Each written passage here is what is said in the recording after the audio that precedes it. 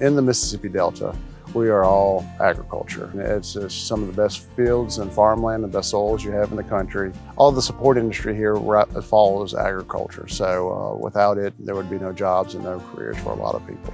My experience with Delta F.A.R.M has been very good. I'm currently chairman. I always felt like that farmers are trying to be conservationists. And, you know, I mean, for different reasons. I mean, we're trying to conserve resources. So I think in the long run, it's just, you know, it's a good fit.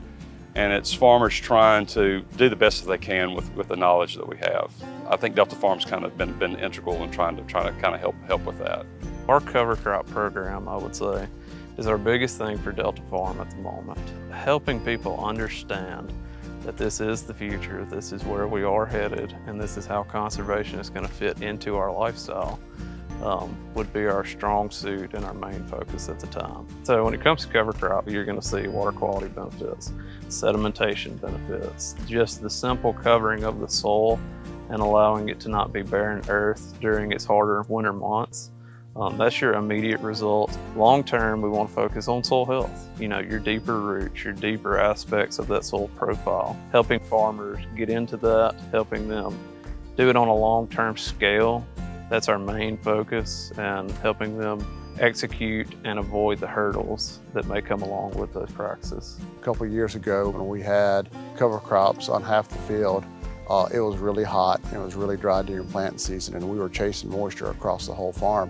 And the field behind me, when we got to it, it was almost still too wet to get the crop into, which can lead into another issue, but it was the thing is, be able to slow down, plant the crop, without having to worry about rushing it or doing a poor job with it, trying to chase moisture.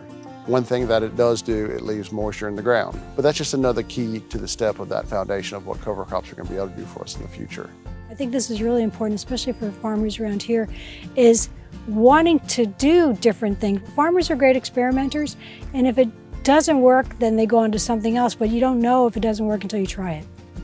We do some no-till, we do some CRP, that is kind of like buffer strips. Continuous CRP is what it's called.